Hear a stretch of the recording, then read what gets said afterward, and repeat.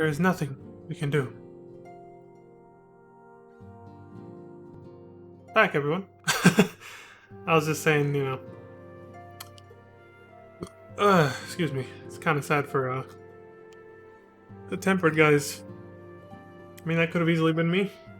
It's only thanks to, the gift of the echo, as Minfilia puts it, that I'm not one of those dudes getting ready to be, executed right now for being enslaved against my will to a fucking primal. Pretty sad, honestly. There's absolutely nothing they can do for them. They can't untemper them, I guess, after they're already tempered.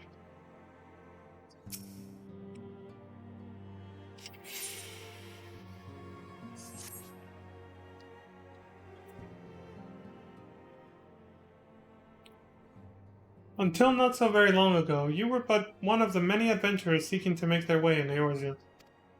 But for your character and courage, you were raised to the esteemed post of envoy. Thereafter, you traveled the realm, aiding those in need without thought of reward, confirming to Ida and Papalimo that the Scions would benefit from your aid. And no sooner had you joined us than you personally bested the Primal Ifrit. My resume's looking pretty good, right, Minfilia? You have achieved a great deal in a short time. Thank you. That's pretty much what I was just saying. And won fame in so doing. Alas, fame does not come without a price, as you will soon discover. Just notice she has 2 shanks. Oh no, 1. Right there. She's got a little sword. We have guests, Leon. Or rather, you have guests. Beg pardons!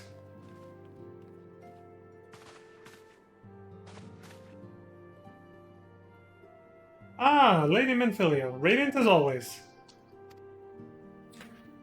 I am given to understand that the Scions of the Seventh Dawn have but recently welcomed a new hero into their midst. I am here on behalf of the Maelstrom, Grand Company of Limsa Lominsa, to offer said hero a place of honor within our ranks. She's like, oh brother. As you can see, Leon, your recent exploits have garnered you the attentions of the Grand Companies of Eorzea. Each organization would have a Ifrit's bane for its own. To this end, all 3 have sent officers to court you. To try and win me over, huh? They would not ordinarily go to such lengths to enlist a new recruit. That they have is evidence of their high regard for you.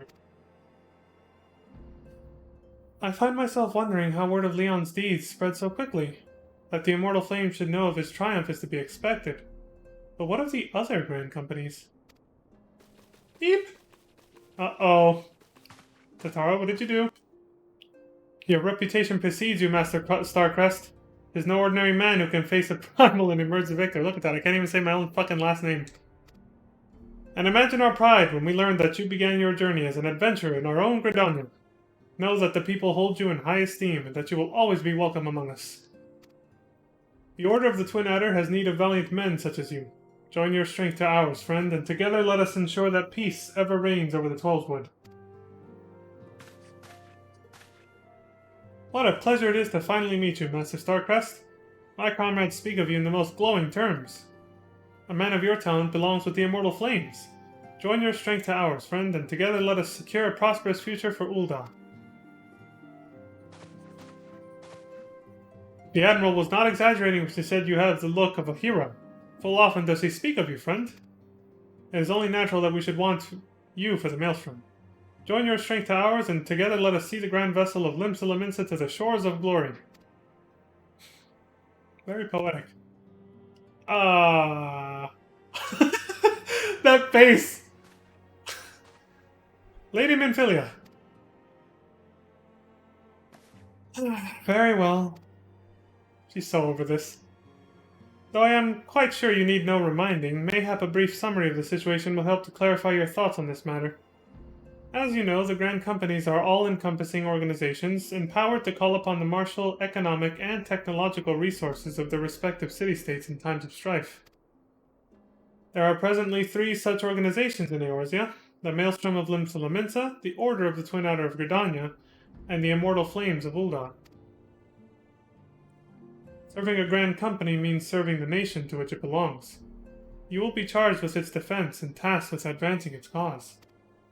In return for your faithful service, you will be furnished with various rewards, some of which may well prove useful to you in your other endeavors. If you are agonizing over which of the Grand Companies best deserves your loyalty, be at ease. The commitment you make this day need not be permanent. Should you wish to shift your allegiance at a later date, you are entitled to do so. And yet, I concede that it is no small choice you face. Ah! A thought occurs to me. You will, of course, recall that the 3 city-states are planning to hold remembrance services. Yeah, I was the envoy for that. Well, as part of the proceedings, I am given to understand that the leader of each Grand Company will deliver an address. Hearing these addresses ought to help you make an informed decision. What say you, my dear officers? I feel like that's a great idea. A fine suggestion. See how they all have their own... Like, this guy was like this, that dude was like this, and the other guy turned to the side and did this. They all have their own, like, little approval thing.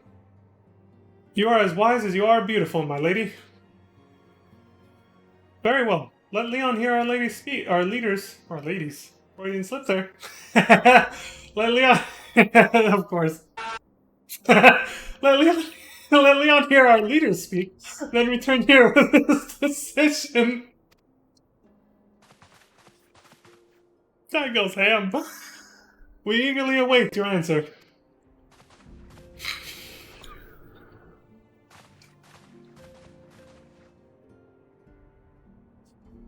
She's like, oh god, what did I do? What a bum. I know full well that adventurers are by their nature a liberty-loving breed and not best suited to the discipline of military service, but I strongly urge you to join a Grand Company nonetheless. While the promise of reward is enticing in itself, it is not the only benefit. You are possessed of great power, Leon, and with it you are capable of doing untold good. Yet know that great power is wont to attract attention, not all of it friendly. There will be those who wish you ill, and you must needs be on the lookout for them. Yet, however vigilant you are but one man. In the midst of a Grand Company, however, you will be one man amongst many. A friend amongst friends. Your achievements will be shared, and so will the danger. I can think of no better arrangement. So I'll have backup, basically. I won't end up like I did with, Of course, joining one organization need not mean leaving one other. I hope that we can continue to rely upon your aid. The 12 know that we will have need of it in the days ahead. The Grand Companies seek to protect their own nations. We Scions, on the other hand, seek to preserve the future of Eorzea as a whole. Similar, yet not quite the same. Right, you're neutral. Now then, I expect that you will be afield more often in the future. As such, I would have you carry this link pearl with you at all times. It will allow us to stay in touch regardless of location. Cool, I got a fancy earpiece. I can feel like a secret agent, like a CIA guy or something. Eorzea is changing, Leon, and you have the power to help shape it anew. None can say what the morrow will bring, but so long as we believe in ourselves, there is naught we cannot achieve.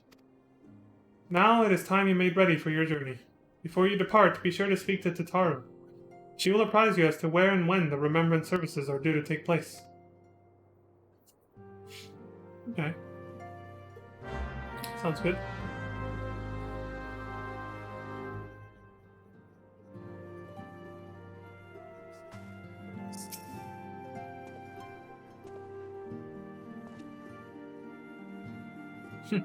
When the Admiral speaks, even pirates listen. That is no small thing.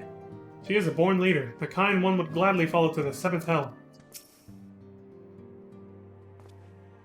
The Flame General is a passionate man, and his words never fail to light a fire in the belly of those who listen. I am sure you will be no exception. The Elder Seedseer speaks only truth, and her words have the power to touch the soul. At the sound of her voice, all fall silent and attend her. Well, she is pretty hot. She does have a pretty sexy voice. Maybe I'll join just for that. Haha! No, actually, I obviously joined originally when I played this game. I joined the Twin Adder just because I started Britannia. I was like, if it were my choice, I'd stay neutral and say fuck them all, but since I guess the game forces me to choose one, I'll have to choose that one. Since I started there, why not? Who cares? This choice did affect PvP, especially front lines, where it's, you know, the three grand companies, you know, having little skirmishes. what do I call them? Like friendly battles with each other? Because, you know, they're technically a part of an alliance, or at least they're gonna reform. Just like in 1.0. But yeah, now it's, before I even started playing, they changed it so that now you join as a freelancer any grand company when you queue up for PvP. The reason for that should be obvious. It's because if for whatever reason one grand company gets a disproportionate amount of players joining it over another, then queue times will be very long for people in that grand company as they wait for a while for people in other grand companies to finally queue up for that same exact PvP mode. It could take forever, basically. So finally, to balance it, they just make it so it doesn't matter what grand company you're a part of, when you go into PvP, you'll join any one of them. That way the queue times are the same for everybody. And they're shorter for everybody. So I was like, oh, yeah, that makes sense. Takes away the roleplay aspect of it, but fuck it, who cares?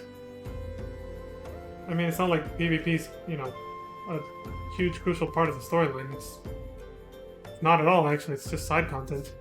Part of the lore, but it's not, you know, like, necessary to do it at all, even once, for the main story. So it's like, who gives a shit? I'm sorry about all the attention you're getting, Leon. I might have sung your praises a little too loudly, and often, to a few too many people. Next time I'll be sure to hold my tongue, literally, if necessary. Alright, Tatara. Anyway, I expect you want to know where and when the Remembrance services are taking place. If all goes to plan, Gridania's Grand Company, the Order of the Twin Adder, will hold the first of the 3 services, and Elder Seedseer Kane Senna will deliver her address at Mikedo's Amphitheater. Okay, so Gridania first. I should probably mention at this point that due to the organizational challenges involved in assembling all of the involved parties, it's possible that the order of the services might change. Still, there's not much we can do about that, so make Gridania your first port of call. Next, you'll need to go to Ul'dah, where Flame General Rabban Alden will be addressing the masses at the Royal Promenade. Oh, and it's rumored there's to be a special guest. How exciting!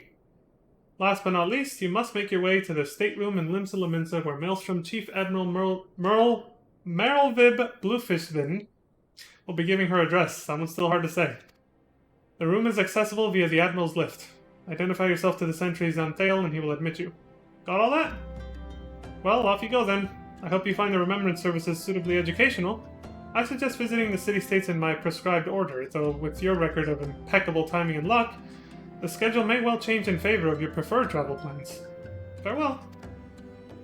Which is that lore-friendly way of telling you you're free to go in whatever order you fucking want. Alright. They still put them in order here for you.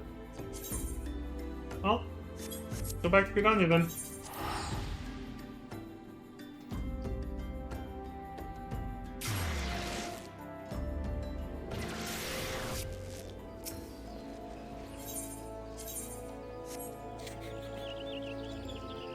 They're having a dance-off. Holy shit. Oh, they're probably doing it to that guy's music, which I have muted.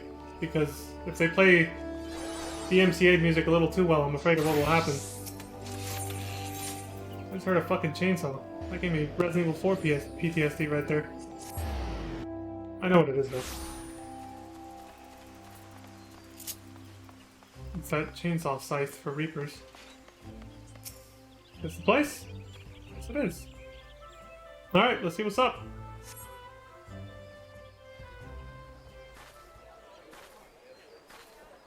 I lost my son to the calamity. Shit. The 3 Seedseers are all together.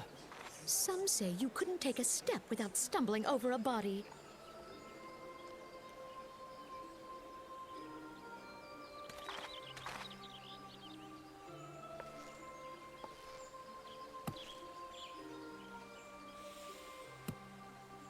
Our forebears were once strangers in the Twelveswood.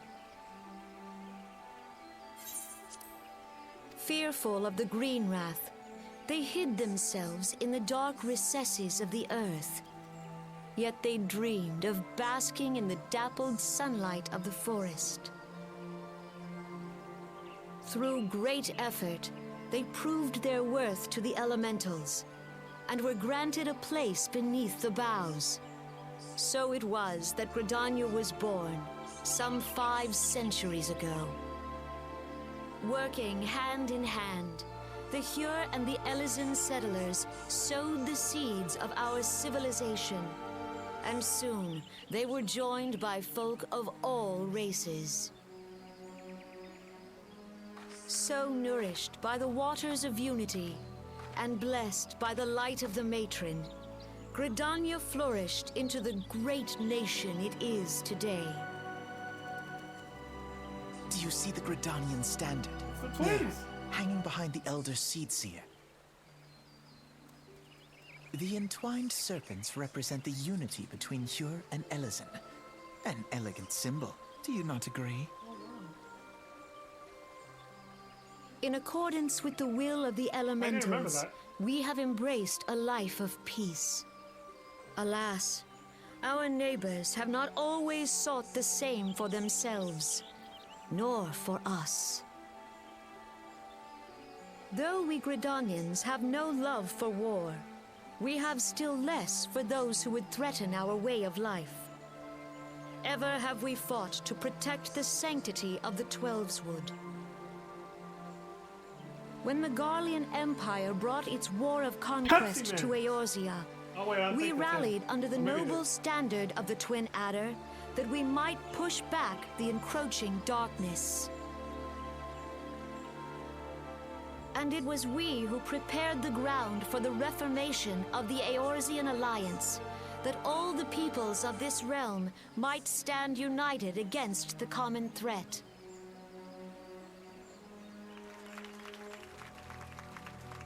That's true.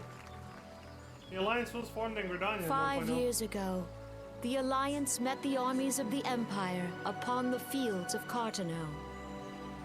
It would prove the bloodiest battle in recent memory. Countless Gridanian lives were lost. As Supreme Commander of the Order of the Twin Adder, ever shall I bear the weight of our people's sacrifice.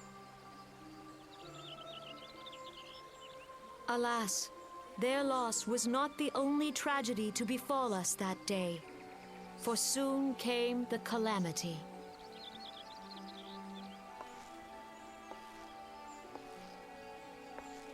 The scars borne by our forest are a constant reminder of its violence. Our lives have been irrevocably changed, each waking hour a struggle to survive.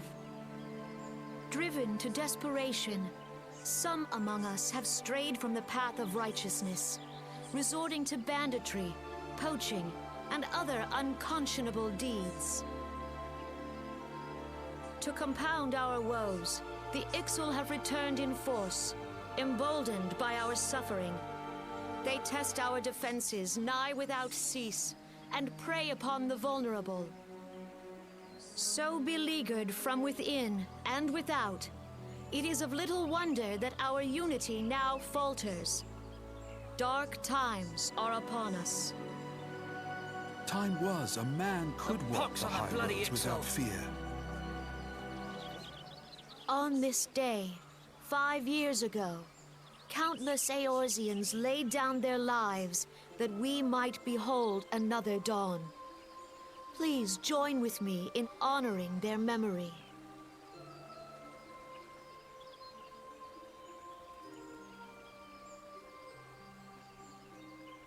And how do you propose to honor the memory of those you cannot remember, pray tell?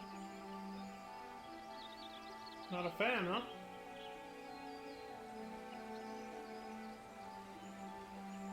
The destruction wrought by the calamity was indiscriminate. It dealt death to Eorzean and Garlean alike. She's not drinking the Kool-Aid. Yet while we have labored to rebuild our homes, to rebuild our lives, the Empire has set about raising steel fortresses here in the Twelveswood. Let none be mistaken. The Garleans remain the greatest threat to our survival. If we are to stand against them, we must remember what it is to be united. Our many troubles blind us to the woes of our fellow man. Thence is harmony lost. Yet harmony is the founding principle of Gridania. We are gathered here to honor the fallen. Let them be honored not only in word and thought, but through concerted action. I bid you join hands with me once more beneath the Twin Adder standard. And together, let us heal the forest's wounds, that our progeny might live in harmony beneath these ancient boughs. For serenity, purity, and sanctity. We must think of the children! Woods will be done. It's up to us to protect the All forest. the elementals!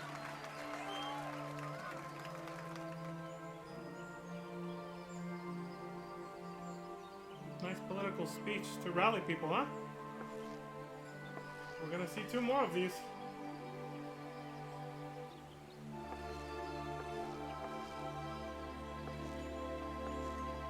Familiar faces, eh? From 1.0 at least.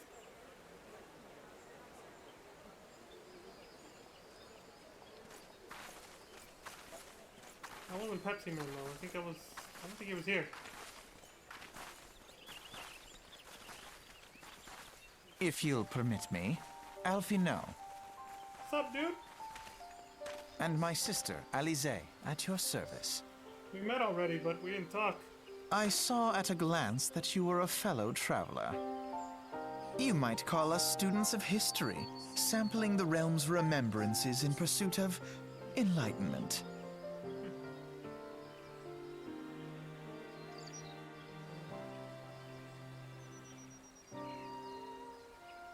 The Gridanians are unfortunate enough to have to contend with 2 beast tribes.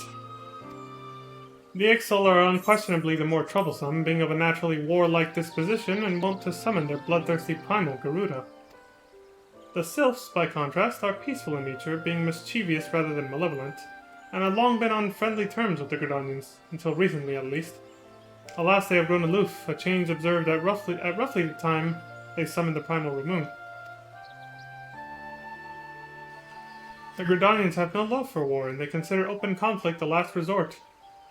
That is yet another reason why I like this place, and why I was happy to join them. Again, it's the culture. What'd I tell you? Peace-loving hippie culture. You can see it everywhere. That's what this place is. I was like, damn. I'm glad I started here. It fits with me. Peace-loving hippies. Though they clash with the Ixal ever more regularly, you may be assured that they do so in self-defense. As for the Sylphs, they are as yet bound by a peace treaty, though one wonders how long it will be before it is broken. The Tullswood was grievously wounded during the calamity, leaving Gridania vulnerable to attack. The people are hopeful that restoring the wood, and thereby the power of the elementals, will put an end to their woes. Yet how long will that take? Centuries, I'd wager. Excuse me. Meanwhile, the Ixal will continue their incursions, spurred on by Garuda and her insatiable appetite for destruction. Whether the Gridanians like it or not, sooner or later it will come to all-out war, and when it does, the Order of the Twin Adder will need all the help it can muster. How valuable might the aid of a capable adventurer prove to them then? Well, perhaps we will find out, if the Elder Seedseer's words fell on fertile ground. Wasn't her words, trust me.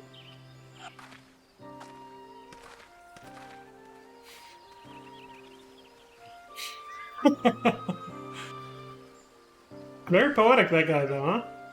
He didn't say much to me, but he spoke borderline like Urianger.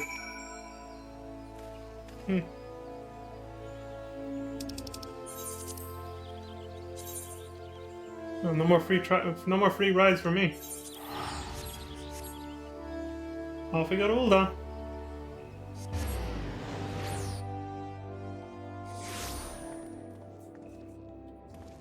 Yeah. Very standard sight to see here in Ul'dah. Rogadin is looking at me like, yep, you walked in at a bad time, buddy. Just gonna awkwardly sidestep and move on.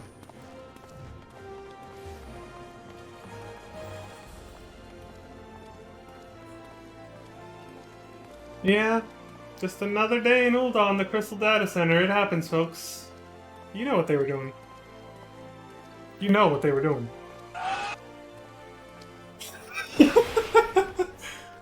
They made it too easy, what can I say? Also, I know I could have used the Aetheryte, but it just felt funnier to just walk away after seeing that.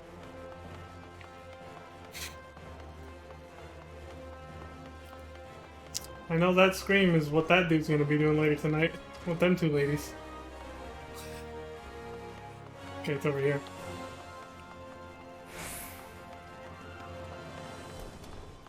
You gotta love MMOs for that, right? The unpredictability when you're wandering around. What kind of things you can run into like that? It's beautiful. Just over here trying to casually film a fucking lore/story playthrough. And then I run into that and I'm just like, just another day. Birds chirping. Sun is shining. It is what it is.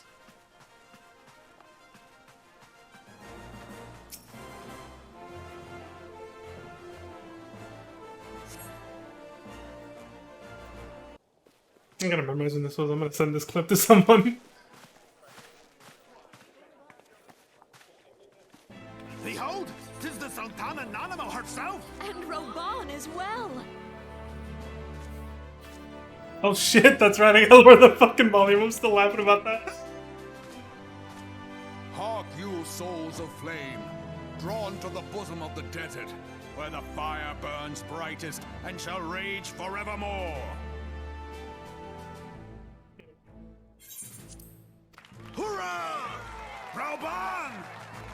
Where since antiquity, under the sage and judicious rule of the Ul dynasty, we have wrought sand into gold. Where by the grace and glory of Nalthal have our brave sons and daughters flourished and prospered. I speak of Ul'Dah!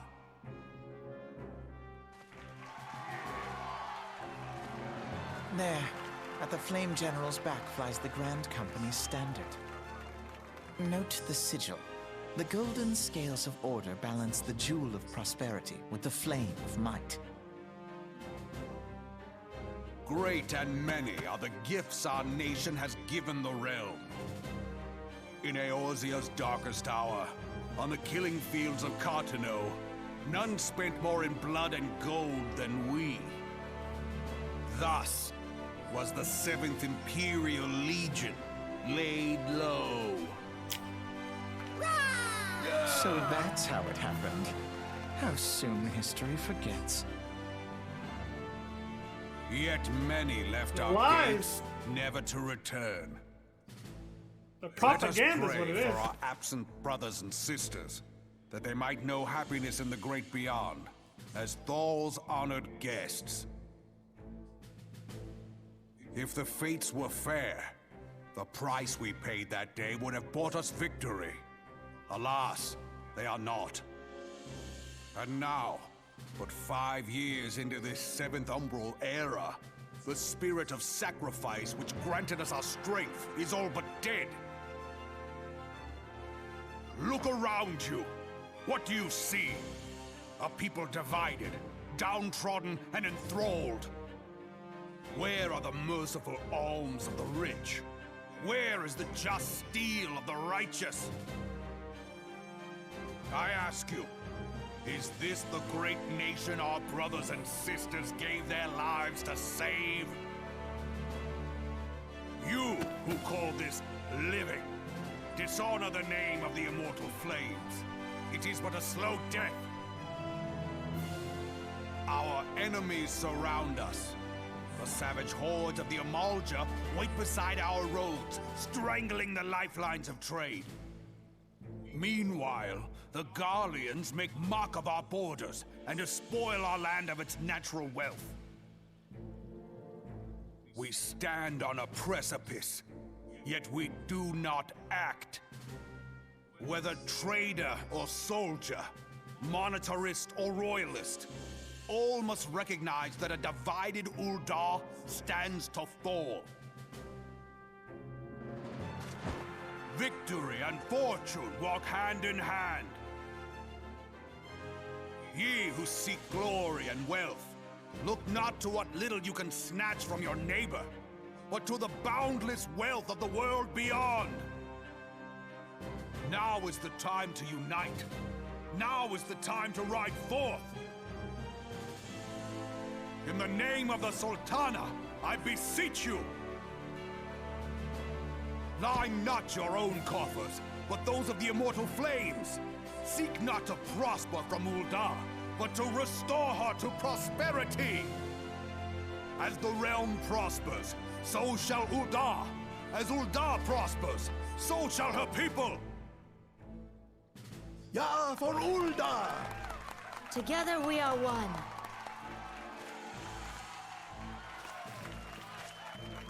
Your Grace. Reborn?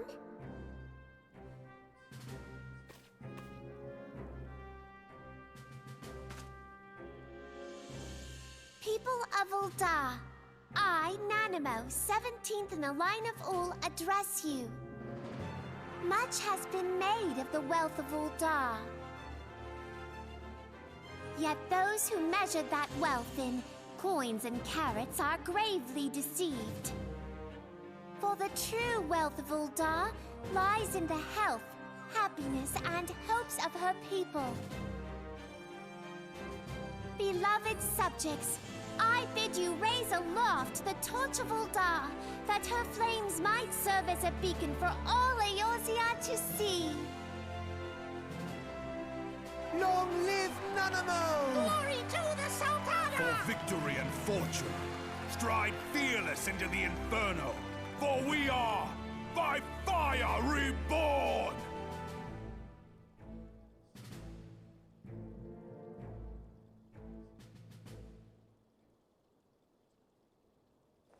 Forsooth? The time is now! I fancy meeting you again. Oh, really? Looks like they're doing the same thing as me. The Uldens have a long history of conflict with the Amalja, the beast tribe that worships the primal Ifrit, which I became a little too familiar with. Unwillingly. Judging by your look of distaste, I take it you have encountered them. Mm-hmm. The Uldens do not shy from the confrontation. If aught threatens their precious prosperity, they will seek to crush it. So have they dealt with Ifrit thus far, smothering his flames each time he is stoked to life. See, they're establishing that primals can be brought back. Just because I killed him doesn't mean he can't come back, they can summon him again. Which is why I almost, now I can safely say this. It may not be the last chance we get to see all of his attacks. Because I killed him too fast, you know? May get another chance. Yet he is but one of several problems. Though they have been quiet these past 5 years, the Garleans have not gone away. Meanwhile, refugees continue to arrive in droves, and Ul'dah has no clear policy on how to deal with them. After all, not even the Sultanate's coffers are bottomless. And even assuming they had the coin, resources will ever be finite. Something so many people just do not see. You can have all the money in the world, but if the resources aren't there, what good is it going to do you? You can't eat money.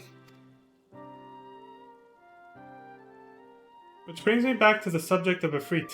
It has been observed that the Amalja are summoning him with ever-increasing frequency. Every time they do so, the Uldens send their forces to smite the primal, and though they invariably succeed, each victory is bought with blood. It is a war of attrition which they cannot well sustain. Small wonder, then, that the Immortal Flames are eager to recruit more members. At such a desperate hour, an adventurer of your experience would be a most welcome addition to their ranks. He already knows that I'm being recruited.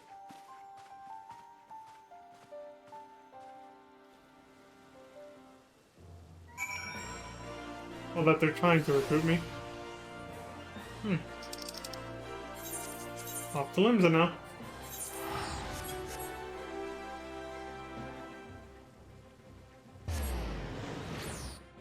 I don't know why I like moving the camera like that whenever I'm going to teleport.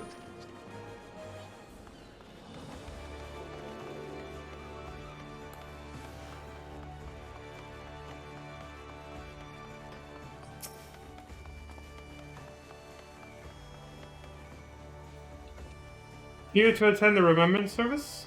Be quick, the Admiral is due to give her address at any moment. I'll be honest, I did tune out a little bit on that last speech. Just a tiny bit. Galleons are another matter altogether. So much for our alliance. It's sunk beyond the seabed. Because it's just standard political rallying speeches like an election or some shit. So I was just kind of like, uh-huh. They go on for a while.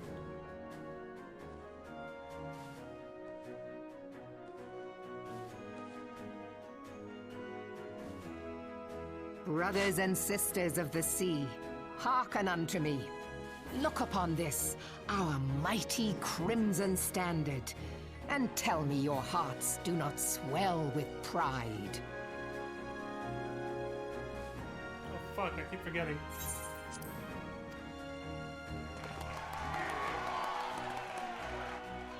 "700 summers have come and gone since our forefathers first ran aground in this fertile bay. In that time, guided by the Mother of Oceans, Limsa Lominsa has grown from humble fishing village to uncontested ruler of the 5 seas and beyond. Ah, yeah, ah, ha, yeah, ha. Did you look as the Admiral bid you? It is a rather stirring standard, I must say. The crimson field is meant to signify the blood of fallen crewmates, while the black longship represents a pirate vessel. Obviously. When the Gallian Empire marched That was upon the easiest one Eorzea, to decipher. we assembled beneath the Maelstrom standard, and our grand company was reborn. All answered the call, from the Knights of the Barracuda to Hilthier's bloody executioners, and together we met our would-be conquerors upon the field of Cartano. That day, the world bore witness to the united strength of Limsa Lominsa. I swear to you, no army ever fought harder or with more courage, yet many of ours did not survive. Join me now in remembering those who fought in the name of freedom and fell. May their souls be returned to the sea.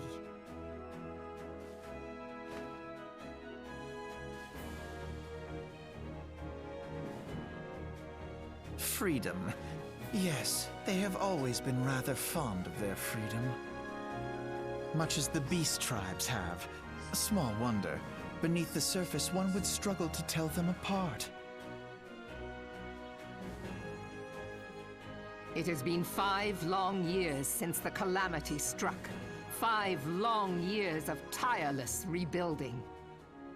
Yet still the wounds of the calamity fester and weep. But when I stand atop the mizzenmast and gaze out upon our battered and broken vessel, I see an undying spirit. Did we not build all this from the wreck of the Galadian all those centuries ago? Shall we not do so again? Yet there are those who would see this ship of ours sink beneath the waves of the restless Rotano. The Sahagin creep ashore seeking blood for their accursed god. Those fishback The Sahagin bastards. have risen? While the mines of Ogomero spew forth kobolds who push ever south, despoiling our lands as they go. These savage beast tribes will be the first waves to crash against our creaking hull. And behind them swells the grim tide of the Gallian Empire. Even now the curs fly their flags within our borders. Doubt not, but that they will be upon us ere long. We are well nigh surrounded.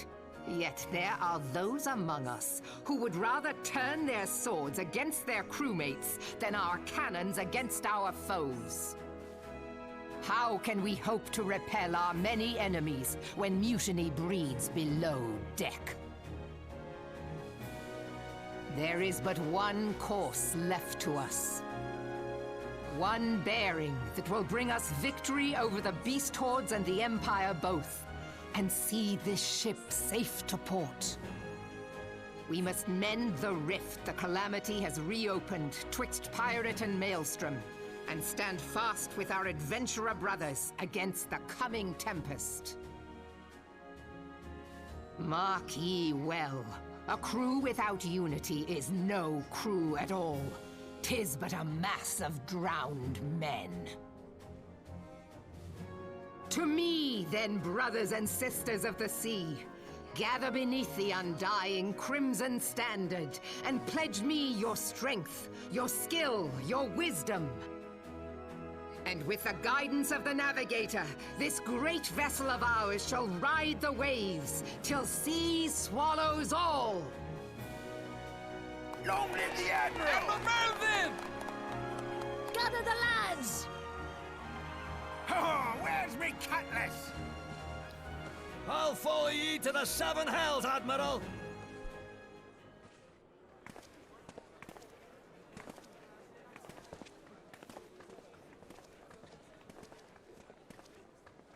Fancy meeting you again.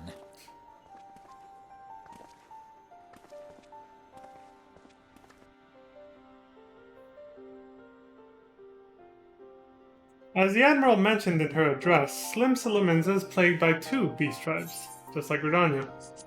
Also, I like that Alfino points out their hypocrisy. He did it with both the propaganda, lies, essentially, that they did in Ul'dah and here, when he was saying that their love for freedom and their want and how they go about getting it is no different from the people they oppose, which are, the Sahagin and the Kobolds. Because, being pirates, it's not like they were all kind and, generous to their neighbors when they first plundered everything here and made it their own. Their origins, basically.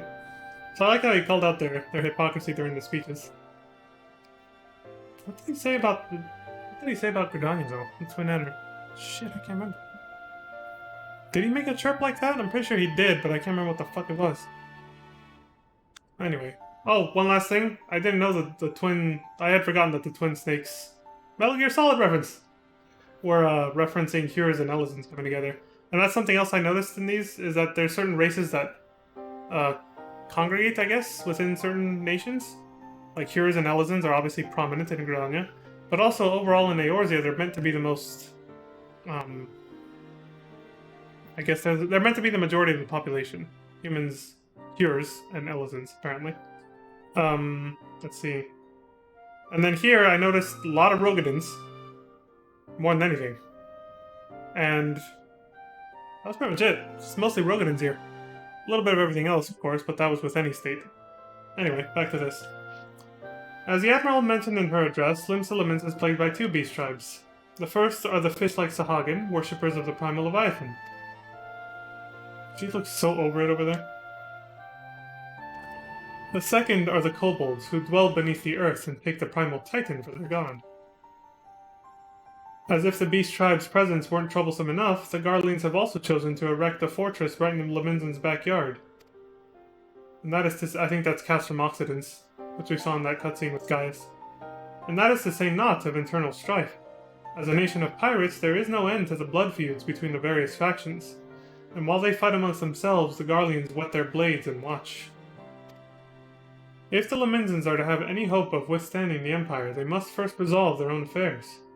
Differences must be set aside and the primal threat dealt with once and for all. To this end, I expect that they will soon take decisive action against the beast tribes.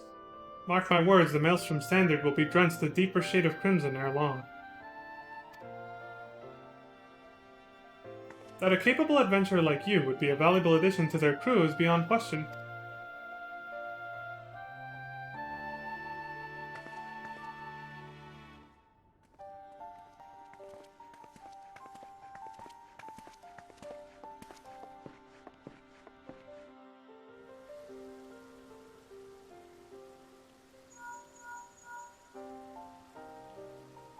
Sup? Leon, this is Minfilia. You're well, I hope? Would I be correct in thinking that the final remembrance service is now concluded? That's how it be? A moment ago, you say? What a coincidence! Imagine that. Jesting aside, I trust you remember our guests from the Grand Companies? Well, delighted that we are to have them here at the Waking Sands, it would not do to keep them in suspense any longer than necessary. In short, hurry back.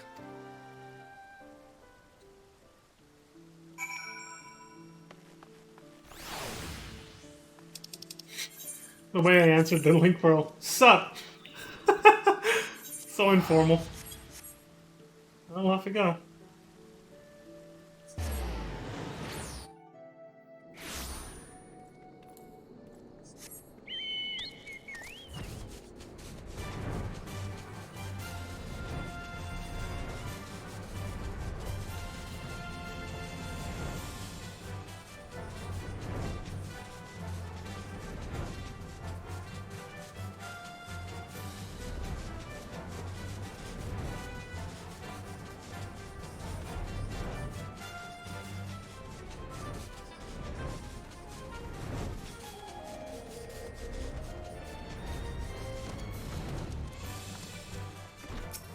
Everything's still sweet here, Tataru?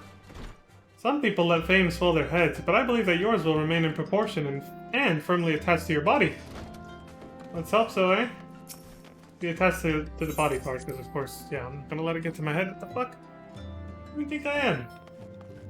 Next time I answer the link pearls, I'll be like, speak on it, because I got 2 phones. No. Oh my god. Old ass song reference. Yeah, I've made references to older shit. I'm gonna be singing I got 2 link pearls. One for the plug and one for the load. Welcome back, Leon. Were the Grand Company leader's words as illuminating as you had hoped? A little bit. Aye, each nation is beset with problems. I trust you see now why your services are in such demand.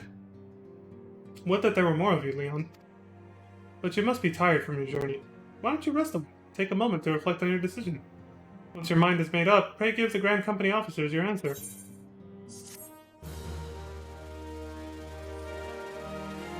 Sounds good to me. The gods only know what Grand Company our adventurer friend will keep. The wheels of change are in motion regardless. Brother, are you certain this course is best? Whatever do you mean, dear sister? The so-called remembrance ceremonies were little more than standard waving rallies. Yeah, exactly. As though the Calamity and Seventh Umbral Era warranted scarcely a mention. Well, of course they were standard waving rallies. Since you are so observant, mayhap you noticed what mention was made of the Warriors of Light? None. I suppose they must have forgotten the heroes who spared Eorzea a fate worse than the Calamity? No, dear Alizé, they haven't forgotten these details. They have elected to omit them. Deep are the wounds the Calamity inflicted upon Eorzea. So deep, in fact, that the realm still bleeds. Needless to say, the beast tribes and their primals do little to alleviate the pain. So, the task of salving Eorzea's wounds falls to the scions of the Seventh Dawn, with a little help from our friends, the Grand Companies. Remembrance will yield no remedy. If our world is to heal, we must put the horrors of the Calamity behind us. Our grandfather would never entrust the fate of the realm to despots who rewrite history to their convenience.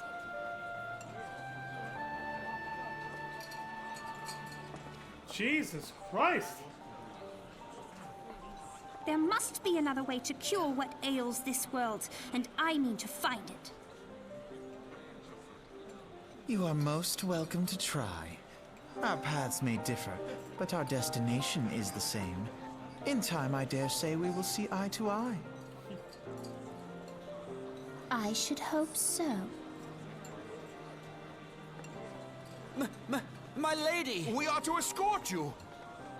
Hope does not come into it. We share the burden of this fate, dear sister. and will prevail together or not at all. The salve will serve not only to close up our present wounds, but prevent old ones from opening anew.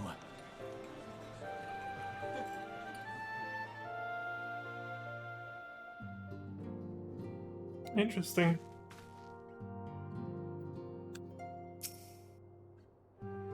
With the power you possess, there will be those who wish you ill, and you must needs be on the lookout for them. Yet however vigilant you are but one man. I think she said this already. Yeah. Saying you'll have backup if you choose one of these guys.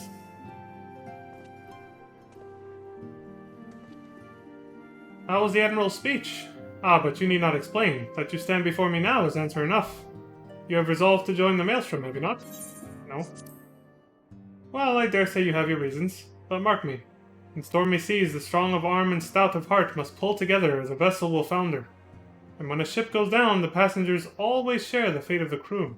Remember that.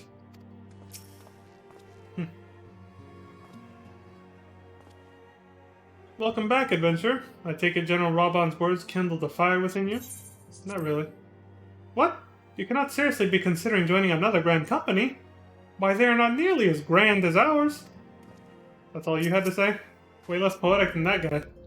How about you? Ah, I take it the Elder Seedseer's words have touched your heart. Have you resolved to entwine your destiny with that of the Twin Adder? What if I say no? Ah, forgive me. In my eagerness to embrace you as a brother, I mistook your intention. The least asshole-ish of all of them. Of course I'm gonna join you. Oh, I read that already. Yep, let's go. You have chosen wisely, my friend. The Elder Seedseer will be overjoyed. I'm telling you, their culture fits with mine. It's a natural pick. Without further ado, let us speak of practical matters. In order to complete the enrollment procedure, you must report to the Adder's Nest. The company you keep. To an Adder version. I dare say you know it well from your wanderings in New Gridania. Give your name to the personnel officer there, and he will guide you through the formalities. I have no doubt but that your deeds will bring great honor to our order. When next we meet in Gridania, I shall be proud to call you brother. Alright, bro. Let's do it. I think those 3 speeches took like half an hour. Maybe longer. We were there for a while. Also, I slightly tuned out when Alfino was talking to Alize and said that, like, can I use return yet? It has been a while. When he was saying why they omitted mentioning the Warriors of Light, he spoke about why they, you know, did rallying calls instead of actually doing a proper remembrance or whatever. I'll be honest, I accidentally tuned that part out and was like, oh shit, when he finished, I was like, that was important. It was too much with all the goddamn, you know... Wait, where was I going? Oh, the Twin Adder's Nest, that's here. Yeah, with all the speeches, I kind of started to just zone out a little, so... Once it was time to pay attention again, I was like, fuck!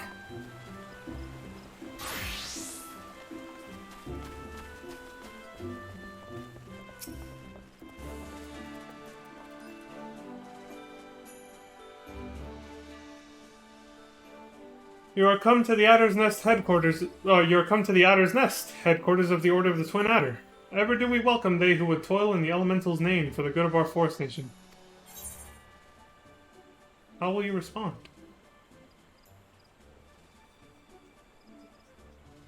I am here to enlist, if you'll have me. No, informal and humble response, of course. Ah, might you be Leon Starcrest? I thought as much. Our recruitment officer sent word that you would be coming. It is a pleasure and an honor both to welcome you to our ranks. Now let me gather together the relevant documentation. Sir!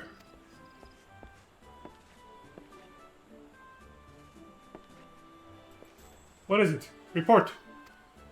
An urgent message from Amarasai's Spire, sir. If that's how you say it. A Highwind Skyways airship has taken fire from Imperial forces in the skies over the East Shroud. The vessel's engines were crippled, sir, and it was forced to make an emergency landing southeast of Nine Ivies.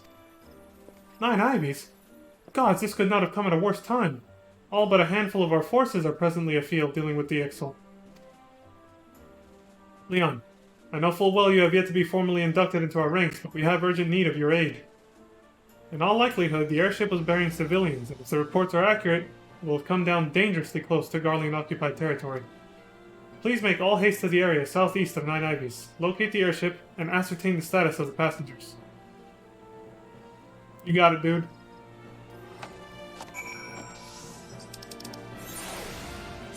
I won't let you down. It's time to prove myself as a soldier of the Twin Adder.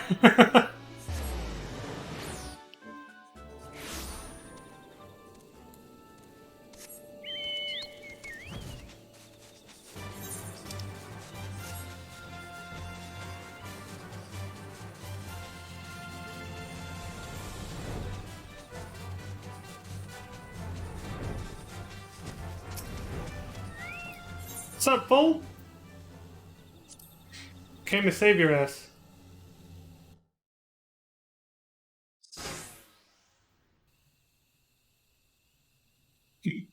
Excuse me. I could... Excuse me again, that could have been me. Riding on one of those airships. Oh! Jesus Christ. I thought we were busted. What's up, man? I thought they was your people. Oh, wait, no. Wrong game. An adventurer? What are you doing out here? No, wait. Let's find some cover first. Seriously, we stand out like sore thumbs over here.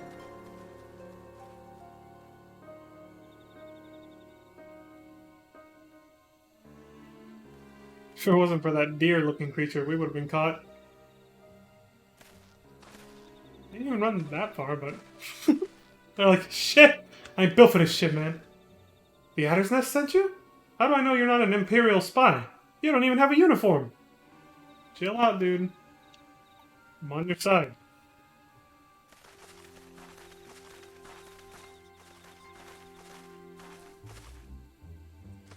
Peace, friend. We mean you no harm. You're an engineer of Garland Ironworks, are you not? We were alerted to your plight and have come to rescue you. And you are Leon Starcrest, I presume? I was told to expect an honorary serpent. My thanks for your aid, friend.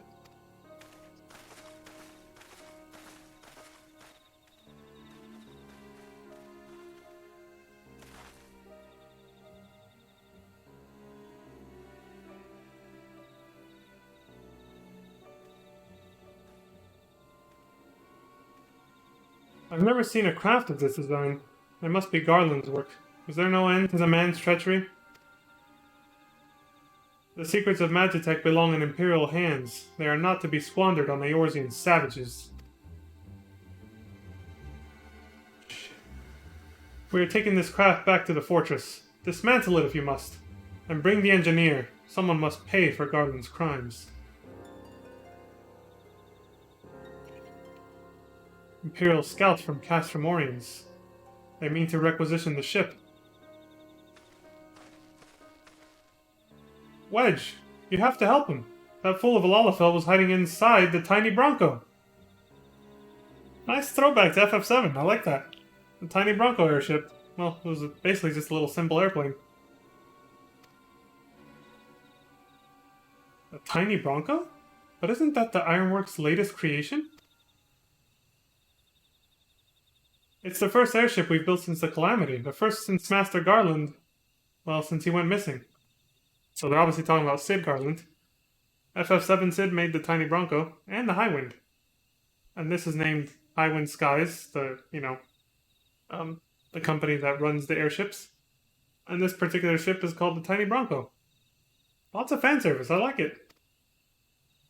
A lot of FF7 fan service right now.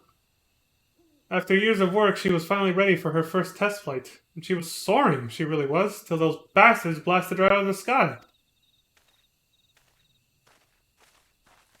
Attend me, all. The Ironworks' latest creation must not fall into Garlean hands. We shall strike them swift and sure and rescue Engineer Wedge. If that's Wedge, then who's this guy? Biggs? I'm assuming. Leon, I trust we can rely on your support. I'll do my best. May the matron watch over us. With me! Assuming that's Biggs. Thanks, buddy. An ambush! 2 arms! We're scrapping. Bring it on, you sons of bitches. Fucking do this. Charge!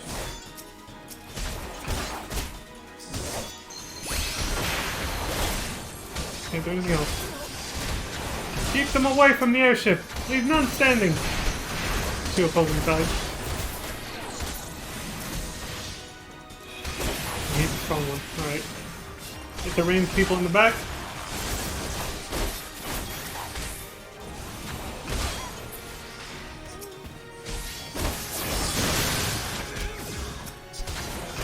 Savages, you cannot stand against the might of the Empire.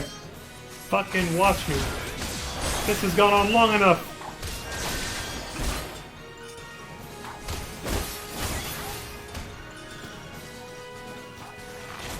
Oh shit, there's more assholes over here.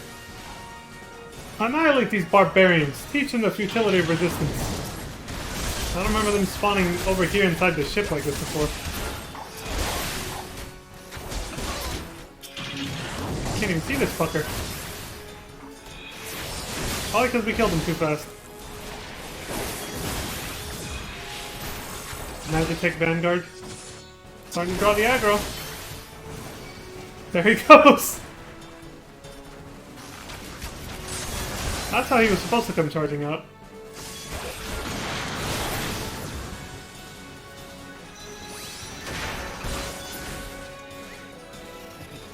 Piece of shit.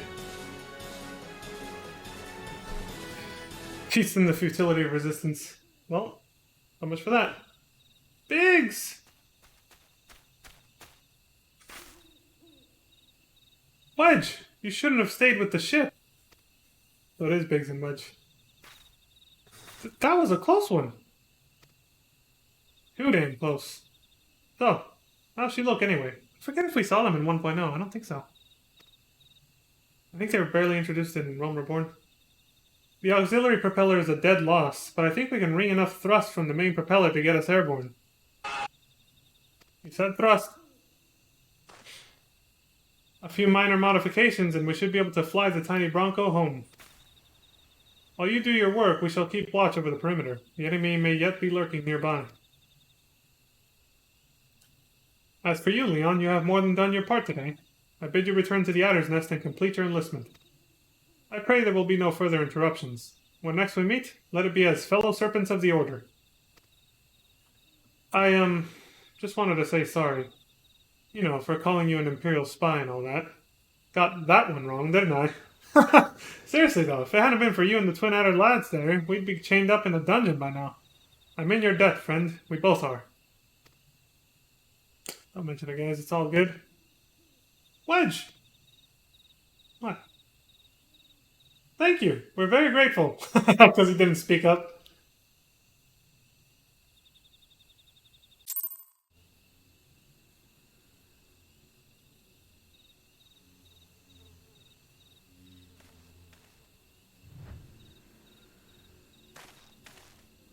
That must be the Imperial base that shot them out of the sky.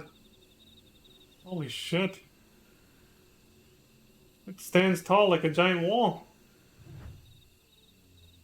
Astromorians.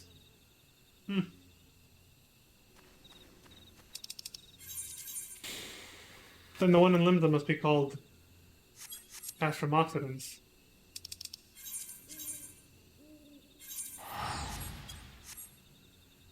Probably one in Ulda as well.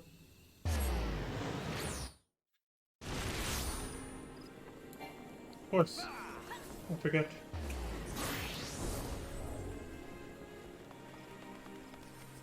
Did I see 2 Lalafels run by? They look like kids running by and playing.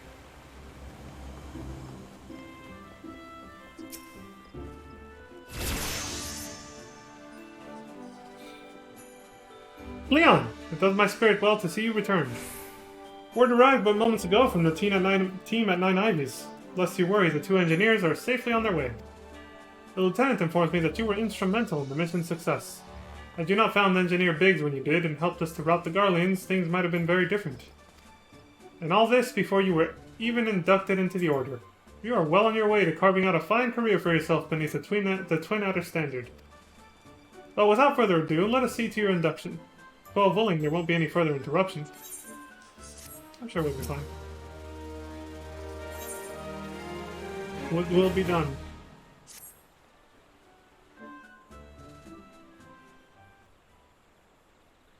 Protocol requires that I apprise you of who we are and what we do, after which I will invite you to swear an oath of your own free will. Ahem. Okay, go for it.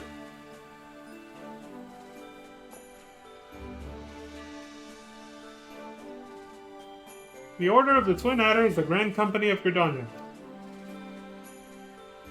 It brings together the martial, economic, and technological resources of our nation, that we might stand strong in times of direst adversity, when our very survival hangs in the balance. Our order was formed in the days before the Calamity in readiness to fight the Garlean Empire and to combat the beast tribes and their primals. Needless to say, our struggle continues to this day. Elder Seedseer Kane Senna is the supreme commander of our forces. Under her wise leadership, we protect the people of Gridania and the sanctity of the Twelveswood. As the entwined serpents that grace our standard, let Forestborn strive as one with friends from afar to ensure that peace shall ever reign in Gridania. In so doing, we honor the will of the elementals, and theirs is the will of the wood. Now then, Leon Starcrest, I ask that you give unto us your oath of allegiance in whatever fashion you see fit. What oath will you swear? Shall strike down our enemies and drink of their blood. Oh my god! Be hella violent. My life for the Elder Seedseer, or ... I'm not a very patriotic guy, obviously, so I kind of feel compelled to just say... Nah, you know me, I go with the comedic answer. I shall strike down our enemies and drink of their blood. See if that throws them off. Quite. Your fervor is duly noted. May it lend your strength as you strive to preserve all that is good in this great nation. That's hilarious. I still want to know what it would have said if I just, you know... I think if I stayed quiet, he would have been equally thrown off and just been like, okay then. Because I think he probably just would have been like... By the power vested in me, I assign you the rank of Serpent Private 3rd Class. You are now men of the Order of the Twin Adder. Go forth, Private Starcrest, and do that which brings peace to the Twelveswood and honor to our name.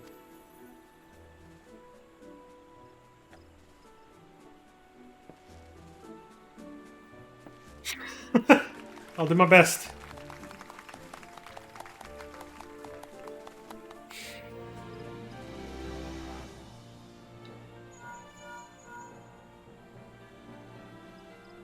Can you hear me, Leon? This is Minfilia. What's up, bitch? What's up, Minfilia? An officer of the Order of the Twin Adder contacted me with news of your enlistment. My congratulations, Private Starcrest. I have no doubt that you are eager to make the acquaintance of your new comrades, but I would ask that you pay a visit to your old ones first. Remember, though you are now a serpent of Gridania, you are no less a scion. Pray return to the Waking Sands at your earliest convenience. There are some friends here whom I would very much like you to meet. We shall be waiting. A distant call of a friend in need, perhaps? Yeah, it's one of my hoes. Yeah, a friend in need, yeah. As you are needed elsewhere, I shall not keep you any longer. I would, however, suggest speaking with High Serpent Commander Vorsai... What? Hold on. Vorsail Hulaw. Maybe it's Vorsai Hulaw. Before you depart. He may provide you with assistance on the journey ahead. Okay?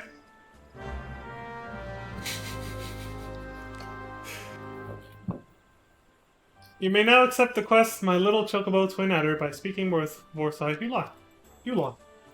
This quest must be completed in order to proceed to the end of the main scenario for A Realm Reborn. In other words, you have to get your company Chocobo, which I now have. Order of the Twin Adder, Serpent Private 3rd Class. Aye.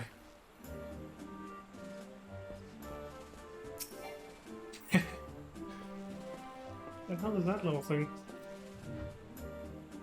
Okay. Little salamander? Axolotl left. Cute. Tiny as fuck, too. What's up, fool? Well, if it isn't Lieutenant Starcrest, Slayer of yada yada, because that's, you know... They should have just said not available in New Game Plus. It's a minor spoiler, thankfully. But yeah. So yeah, you're supposed to accept a quest. He offers more than one, but the one you're supposed to get is to get your chocobo. And I might as well just do a little walkthrough here. Sometimes the dialogue for NPCs is changed when you're in New Game Plus, but not always. That was an example where they didn't change it. Which is why there was a minor spoiler there. So yeah, he gives you a quest, you come to this guy, he asks you for something. I think it's a chocobo whistle? You have to get some company seals for your newly joined Grand Company. Turn them in, you get it, you give it to this guy, he gives you, looks like a permit to ride a chocobo. Yeah, you get a permit from the company after you turn in some Grand Company seals, which you do by doing various deeds for them. Or even just normal adventurers can give those. They give you a permit to ride a chocobo, you give it to this guy, he gives you a chocobo whistle, and your own chocobo, which you can name whatever you want. I believe there's a way to rename your chocobo too, because he gives you your chocobo, you name it, and then you start bonding with it. I believe there's a way to rename it too. I don't know if I can do it in New Game Plus mode though. There's nothing. I'll have to look it up later. But I can also go ahead and now, you know, you guys have probably already seen his name. Oh no, if you read it as a mount, you don't see the name. It's gonna be good. But so later on, after you level up some more, you can unlock another quest to make your chocobo fight alongside you as a companion, a party member. Teammate, basically. That's also a thing. I might as well just demonstrate that now, honestly. There's no real better time, honestly. It's just kind of... Yeah, this is fine. So yeah, you get your chocobo. And when you first get him, you see it says Company Chocobo. He doesn't come like this. You can strip him down to make him look like a regular chocobo if you want to be more neutral like me. And not really, you know, be patriotic and pledge allegiance to any company or whatever. But, by default, he actually comes with, obviously for twin adders, like we're down in the saddle. Like this. There's a different one for each Grand Company. Aesthetically, of course, I like the Leminzen one. The Maelstrom. The red color is kind of cool. Oh, I see these guards do their job, don't they? Destroyed that ground squirrel who's just minding his own business. So anyways, I was saying... Where is it? Oh yeah, so they teach you how to use Gissel Greens. I think you actually have to do a quest that takes you back there again, the Chocobo Stables over here. And they teach you about feeding your Chocobo Gissel Greens, and that'll call them to your side to fight alongside you. For a limited time. Like so. And that is his name. My Grand Company Chocobo, the first name I ever gave him, and I have yet to change it. But this character, my main character, Leon Starcrest, is Crispy Colonel. Yeah, I was feeling humorous when I got the Chocobo, and I decided to name him something hilarious. He's named after a menu item on Kentucky Fried Chicken's menu. He's a KFC menu item called Crispy Colonel, which I think is a fried chicken sandwich, basically. Yeah, so I went with. And you know why? It's because Final Fantasy VII Remake was still fresh on my mind, and I told you when I saw streams of it, there were people in the chat who were like new to the franchise or just new to Final Fantasy VII, at least in general, and when they saw Chocobos, they were like, "Oh look, they gave the giant bucket of chicken a saddle." This. They're like the KFC menu item or something. They would make KFC references, or mostly just saying the bucket of fried chicken has a saddle on it. So that was still lingering in my mind months later when I finally decided to start playing this game. And boom, there you go. I was like, I'm calling him Crispy Colonel. Just like how I always make my answer choices in role-playing games like this, comedic, like I did just now. I'll blood for enemies. I like to do stuff like that. It's not it's the best idea to, you know, take yourself too seriously. You know, you gotta stay humble in life, and part of that is learning to make fun of yourself or just making light of yourself in a way. But this dude was way too serious sometimes. I gotta give him a lighthearted, humorous side, you know? So, that's me. Alright, enough rambling. Let's go. We're almost out of time here. Yeah. Come on, Crispy Colonel. Let's do this.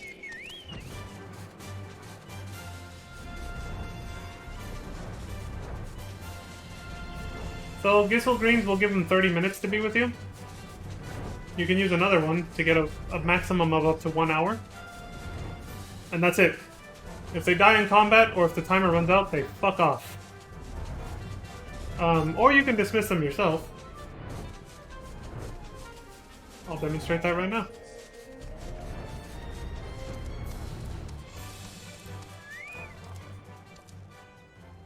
So, go to Companion. And... oh yeah, you can change their color. That's something else they teach you. You can change their color by feeding them certain foods. I've never tried it myself because I'm too lazy. I don't really care. Oh yeah, when they're put away, it's in waiting. Mounted is when you're on them. Summoned is when they're by your side.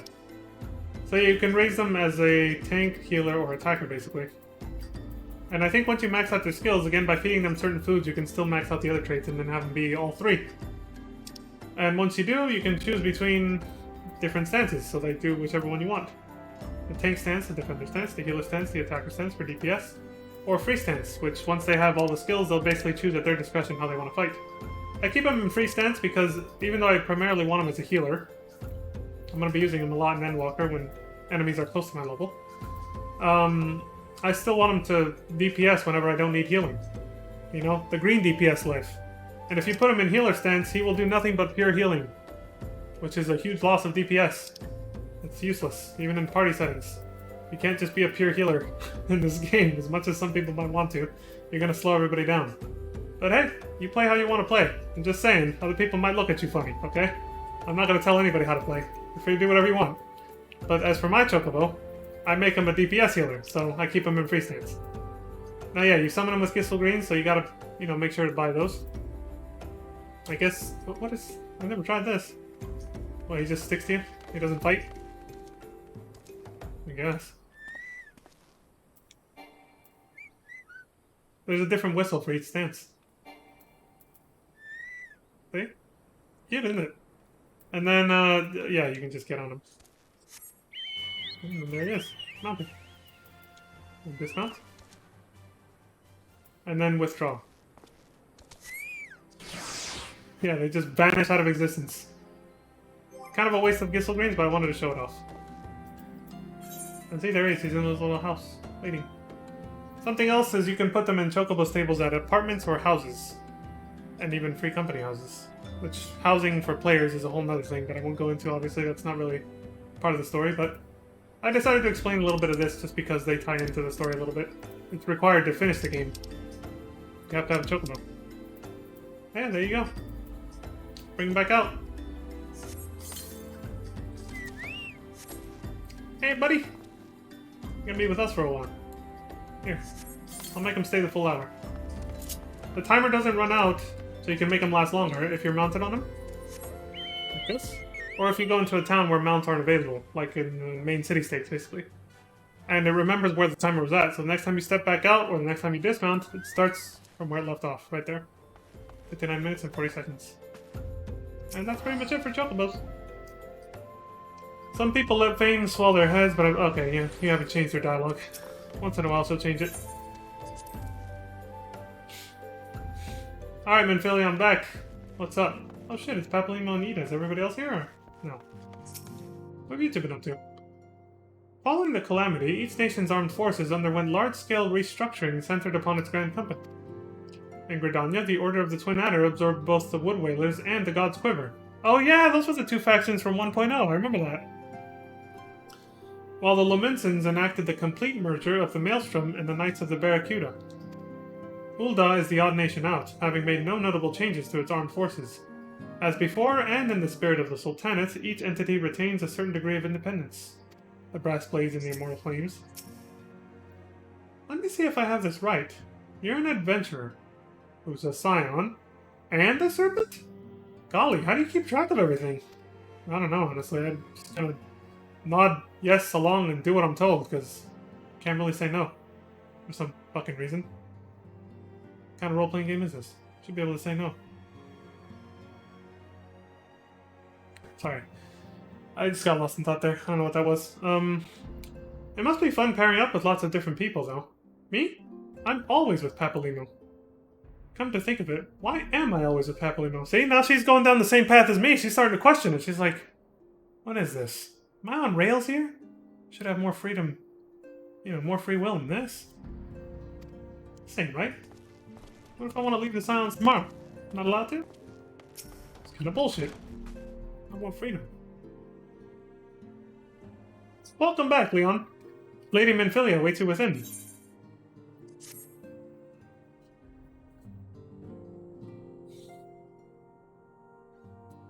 Welcome back. It seems you wasted no time putting your skills to work. How do I know? Why, the recruitment officer called to regale me with the tale of your heroics. The pride in his voice was palpable. We Scions are truly fortunate to have you with us, Leon. Now, when last we spoke, I said that I wanted you to meet some friends, did I not? Well, I neglected to mention that you have already met. Fuck. So Taro, please show them in. Oh, I think I know what she's talking about. This way, sirs. Oh. Them. Never mind. Thanks again for getting us out of that mess. We owe you our lives. But I don't think we've properly introduced ourselves. I'm Biggs. And I'm... Gods, man, spit it out, will you? Wedge, at your service. He's a shy one. I am pleased to say that Biggs and Wedge will be staying with us for a while. Magitech-driven contraptions such as airships grow ever more vital to the city-states of Eorzea. As a neutral party, it was judged that we Scions should serve as the keepers of this technology. Of course, for this we needed the knowledge of experts, and so we requested the assistance of Garland Ironworks, who very kindly sent us 2 of their finest engineers. Our happy family continues to grow. On behalf of the Scions, I bid you welcome to the Waking Sands. Right on. Like every soul here, I love Eorzea. And I count myself blessed to have been given this chance to stand with you all, and fight for the future of the realm. Never have I known such fulfillment, such happiness.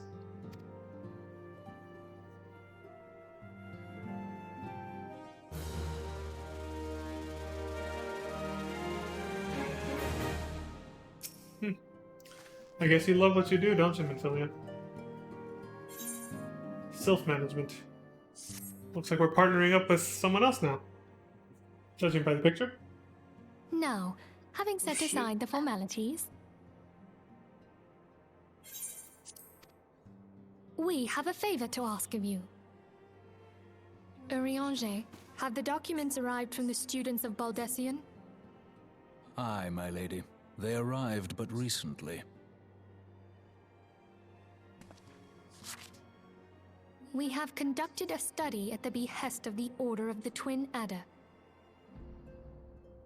Papalymo, Ida, a synopsis if you would. Our task was to survey the behavior of the Sylphs, a beast tribe indigenous to the Twelveswood. Oh, how to describe them. They look like gisselgreens, floating ones, that worship the primal Ramu. My chocobo might try to eat them. Though technically a beast tribe, Sylphs are blessed with a comparatively personable demeanor, conducive to peaceful communication.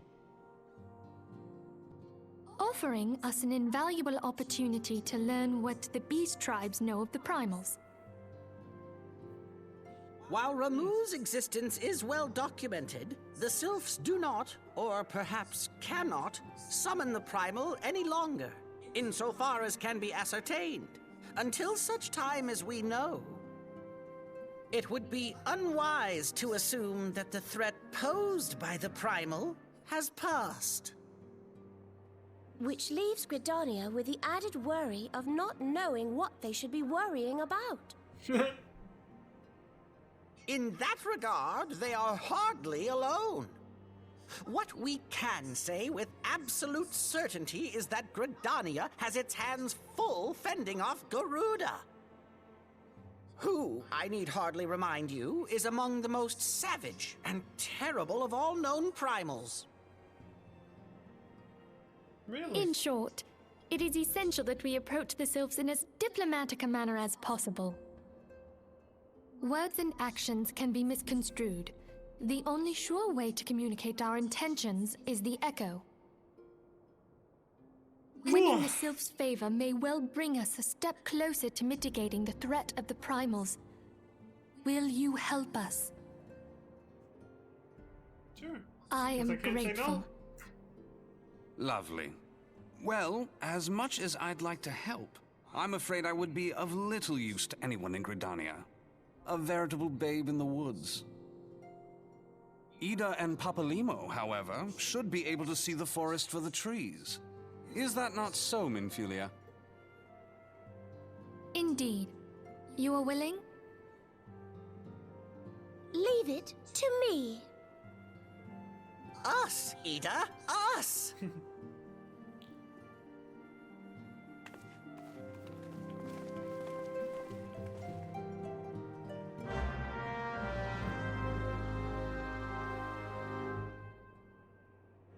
At this part, I was kind of wondering to myself, back when I first played this, well, and again, Alfino kind of planted this seed, but even before then I was kind of already, like, feeling this way a little bit. The way she said beast tribes in quotation marks, when she was talking about the selves being peaceful and diplomatic, usually. I was like, why exactly are they called beast tribes in the first place? Is it just because they don't look human like us, basically? I was like, they're still just a different race of people in the end, aren't they? They can talk like us, walk like us, some of them. They're just a different race of people, aren't they? And then later the distinction became more known to me when they were explaining that basically the characters we play are of the human races. And so then the beast tribes are not part of that. You can't make a character that looks like one of them. They're not part of the human races, I don't even know if that's the proper term, but that's basically what's implied. Is that the different characters, the different races that we can make are grouped into that category, that umbrella term of human races, essentially. So then anything outside of that is considered either a monster, an animal, or a beast tribe, because they're like not really a monster or an animal, but they can also, because they can also talk and be diplomatic if they want to, like us. But it still kept rubbing me the wrong way, honestly, even after that. I was kind of like, I don't know, it seems a little demeaning, derogatory, like of a discriminating nature, kind of racist. To just call them beast tribes and dismiss them as like, I mean, how is that any different from the Garleans calling us savages just because we're here in Eorzea, not one of them? You see what I mean? It's like us calling these creatures, or people, that's what they are, because they can, they can act just like us, basically. They just look very different. Calling them beast tribes, it's just like the Garleans calling all of us, including them, savages. I suppose they try to justify it, the people, I mean, in the game, the lore. They try to justify it as, well, we're not trying to summon, these savage, feral beast, godlike beasts known as primals, but still, it always rubbed me the wrong way. I was kind of like, I don't know. Beast tribe seems demeaning. It's always how I felt about it. Your mission is to make contact with the Sylphs, with the ultimate goal of finding a peaceful resolution to the threat posed by Ramuh. Be fairly warned, the Sylphs are a unique people to say the least, and you may find yourself bewildered by their customs at first. Yet know that Ida and Papalimo will be on hand to support all your endeavors. Alright. Oh, let's just teleport there now. I gotta go talk to Borsai Hula. Another quest he offers is to start the PvP stuff, which I might show that after we finish the game, post Realm Reborn. Show the side quest for it anyway, not an actual PvP match. But at least show the side quest for it because of the lore that it offers. Actually does tie into the story. That's what I was saying earlier. It ties into the story, but you don't actually have to play a PvP match. That doesn't. Just the explanation of it is what I'm playing. It's called Frontlines, I believe. So I'll show that in the post game, but for now it's not important. It becomes relevant in a later expansion storyline. Slightly. But for now, we're here for a main scenario quest from the same guy. And, yeah, once we leave here, I had one more thing to show with the chocobos that I kind of forgot. We know far too little of the Sylphs to lay any worthwhile plans. We must call upon the Scions once more if we are to... Ah, beg pardons. It's a terrible habit of mine to think aloud. But tell me, what brings you to the Adder's Nest? He talks to us in a neutral fashion because no matter which Grand Company you choose, this is your next stop. That's why he's not like acknowledging that I'm one of them right now. We come in peace. He might still say here and there, though sometimes they customize the dialogue. See, like this. Well, if it isn't Lieutenant Starcrest reporting for duty. That's the zeal I like to see from an enterprising young serpent. An enterprising young serpent. I like it. Good day, Commander. Sorry to disappoint you, but other business brings us here today. Ida and Papalimo, always a pleasure to see the two of you. My men tell me you quest in the name of the Scions of late. Quite so, Commander. A little bird told us that the Twin Adder was in need of our adventuring prowess. Ah, your little bird seems true. No doubt you've heard that we're investigating the Sylphs, that curious beast tribe that calls the depths of the Twelvewood home.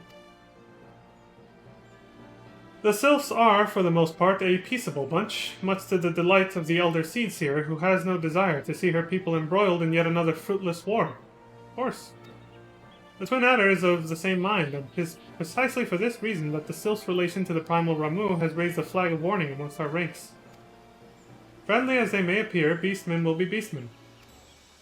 Okay. Should there be even a sliver of a chance that the summoning of the Primal might disturb the balance between Gridania and the Sylphic tribes, it is a possibility we cannot ignore. This sounds racist! Okay. Better to be safe than sorry, indeed. Do we strike at Ramu, or leave the Sylphs to their own ways? That is the question, yet I find myself lacking ample knowledge to arrive at an answer. Opinions abound within Gridania, but to listen only to one's own is among the greatest mistakes a commander can make. Very true. I would hear from the other side, the Sylphs themselves, and seek an impartial party to serve as my liaison. That is where you Scions come in. Right on. The Sylphs of Little Solace remain untempered, and have held many a productive dialogue with our people. I would hear their candid thoughts on their tempered brethren. That said, I urge you to exercise due caution. Sylphic tradition and etiquette bear little resemblance to our own. It will not do to have any cross-cultural faux pas get in the way of a productive parley. En route to Little Solace, you will come upon the Hawthorne Hut. Our officer stationed there can enlighten you as to how to win the Sylph's favor. May your expedition be a worthwhile one. A friendly palaver with the Sylphs? Well, that's how you spell it. A friendly palaver with the Sylphs? This should be a pleasant enough diversion. The Hawthorne Hut, was it? Why, I believe the ferry departing from West Shore Pier should take us straight there. A friendly palaver indeed. I hope this will be as straightforward as you say, Papalino.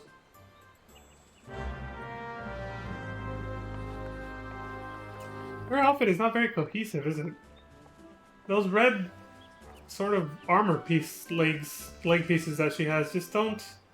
I see, like, look at her. Perfect specimen. That's a cohesive outfit, you know? It all kind of blends together in a way. Yeah. Sorry, that was an excuse to... Yeah. But no, the point stands.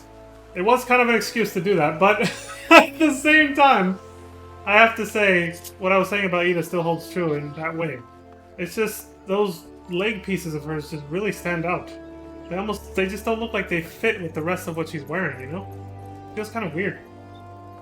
Like, the rest of her is just this white, bland cloth. And then there's those red leg pieces that look like a chunk of armor missing from the rest of the set. I don't know. It's so weird.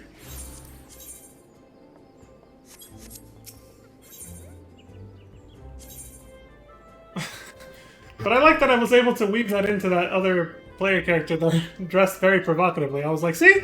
That's a cohesive outfit right there. It all kind of goes together. Nothing stands out like it doesn't belong. Which is very true. It may have been a joke. That may have started, you know, as a kind of a jest, but it still holds true to what I was saying. It proves my point. Aye, the ferry docked at the base of this hill will carry you across the lake to the East Shroud. Okay.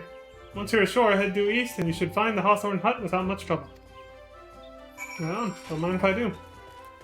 Got smacked in the legs and in the junk probably from that fucking wooden fence opening like that. What's up, dude? Lavender Beds is the residential district where you can get player housing. I happen to be heading across the lake to Sweet Bloom Pier in the East Shroud. Well, I'm coming with you then.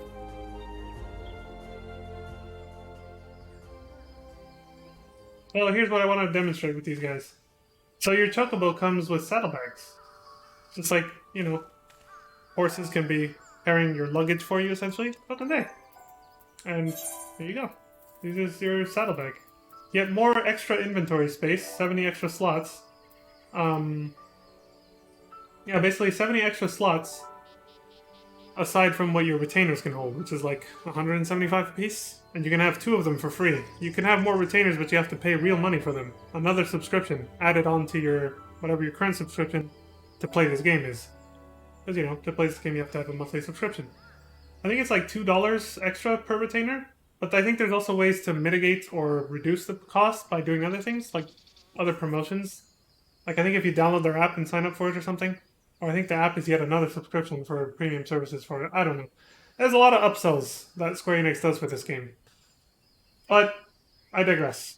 The Chocobo offers you more item space if your retainers are not enough, or if you simply want to carry things that you want to have on hand. Because retainers, you have to go back to town to get the stuff out of them. But if you want things that you want to carry with you, but you don't want to clog up your inventory, or it's full, you put them in the fucking saddlebag. Like this. There you go. How many crystals do I have? I've never put any of these. Holy shit. I can summon fucking primals with these fucking things. I'm carrying so many goddamn crystals. But I digress. So yeah. That's just the last little feature I think I forgot to mention about them. Alright, Crispy Colonel. We're off. Too bad there's no animation for actually mounting your chocobo. It's not Red Dead Redemption or Red Dead Redemption 2, unfortunately. And that's a perfect example to compare this to, because I think you can do that in that game. In Red Dead Redemption 2, I haven't played the story mode yet, but I played the online a bit. You can have your own personal horse, and you can, I think it can carry stuff for you. It has its own saddlebag. Pretty sure it does. Yeah, it does. It carries your weapons, along with other items. So you actually have to be standing near your horse in that game to pull out weapons that you don't already have equipped. You can only have one long arm, which is over the shoulder, and one sidearm. But you can carry on your horse more than that. And whenever you're on your horse, like I am right now on the chocobo, you can switch between which long arms and sidearms you have equipped at the time before you get off. Because once you get off, you're stuck with those until you get back near the horse or on the horse. I thought that was a pretty cool immersive thing they did. That game's it's pretty well done. It just doesn't appeal to the right audience, of course. That's why it wasn't as popular as GTA, but it's still going. In its own way. Just people like flying cars and stuff. That's what that's like. And modern warfare technology, not old-ass fucking one-shot pistols and riding on horses, which takes forever. I kind of knew from the beginning it just was never going to be as popular. But I digress, that's a different game. Back to FF14. Indeed, I am Emmeline of the Twin Adder. I understand you're here to learn of the Sylphs, yes? Oh, real quick, I'm not done streaming yet, but I need to go do something really fast and come back. Like, it won't take that long. Ah, shit. Hold on, let me see if I can... Good. Alright. BRB in just a sec, I cut myself off. I'll bear back in just a sec.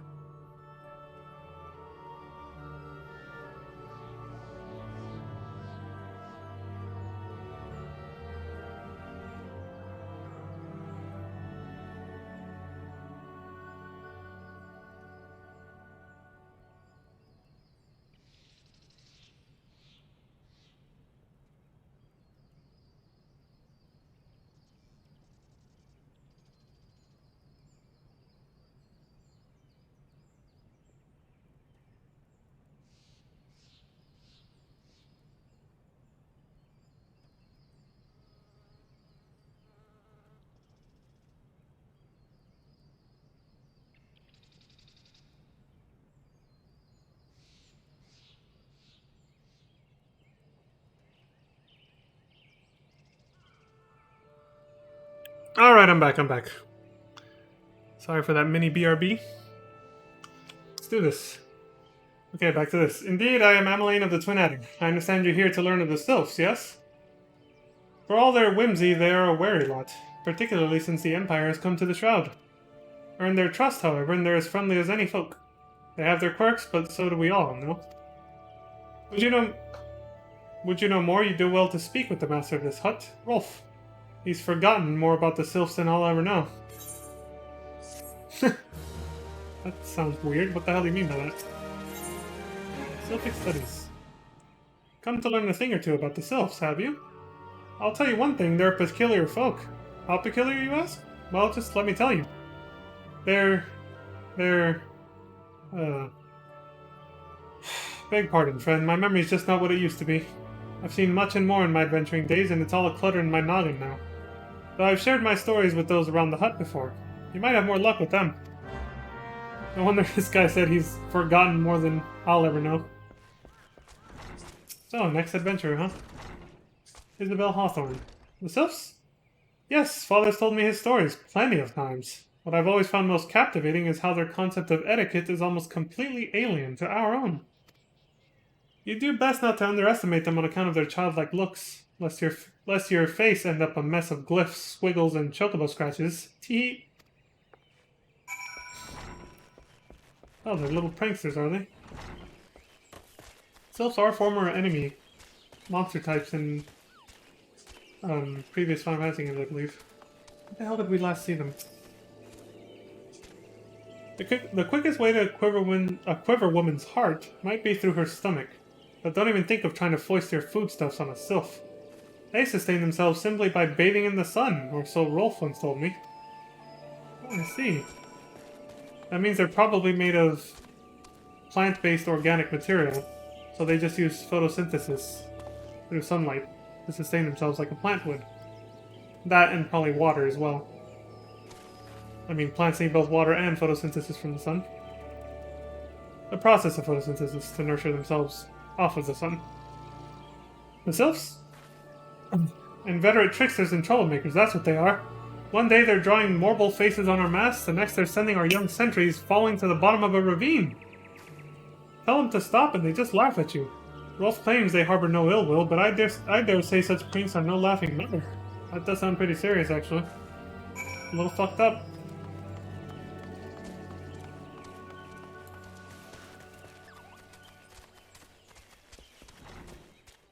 Got one reason I don't have my chocobo out too often, he gets in the way of camera angles when you're talking to NPCs. Oh, of course. Hearing your stories, well, my stories, has brought the memories flooding back to me. I feel like dancing. Yes, nothing brings people together quite like a little toe tapping. A sylph told me long ago that dancing is a time-honored greeting among their kind. You do well to remember this. It just may help win the favor of our forest friends. Okay. First impressions. Oh, still here, eh? Great! There's one more thing you should know about the Sylphs. They don't take kindly to guests who show up empty-handed. To earn their trust, you do well to bring along gift. What was it again? And my wife Rosa and I were just speaking of the matter not days ago. Excuse me. Forgive me, friend. Speak to Rosa at the comb. Her memory would prove more reliable than my own. Should prove more reliable than my own. Mine own. Not bad.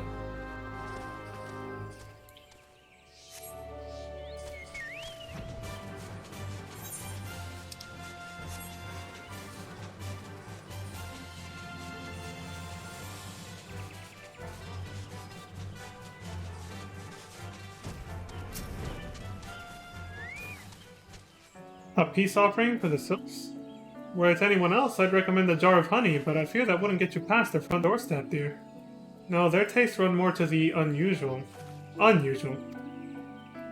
Are you perchance familiar with milkroot? That's what we call the root of that most fiendish seedkin, the Yochu. When chewed, it exudes a cloudy liquid that's said to induce curious visions in the imbiber. You'd not catch me dead trying this stuff, but the Sylphs seem to enjoy it to no end. Jesus. I see what you're getting at, Square Enix. So they basically like to get high off this stuff, is what you're saying. Remember, they don't need to eat it to sustain themselves, they use the sun. They already established that, so what's going on here? Why would they need to eat this? Because they're getting high, man! They're getting stoned! Holy shit! They get stoned off this shit from an Ochu, huh? The green goddess. That good kush. The cloudy liquid that's said to induce curious visions in the Abyss. Good! So we're gonna help them go on a salvia trip. Maybe that's what this really is, a salvia. Jesus. I've not seen an Ochu around the comb in quite some time, but I did encounter a suspicious clump of grass the other day. Were you to stimulate it somehow, with some of this amber syrup, for example, you might be surprised at what comes out. Good luck. Thank you, Rosa Pawhorn. Pawhorn? Hawthorne. Jesus. Fucking up names now.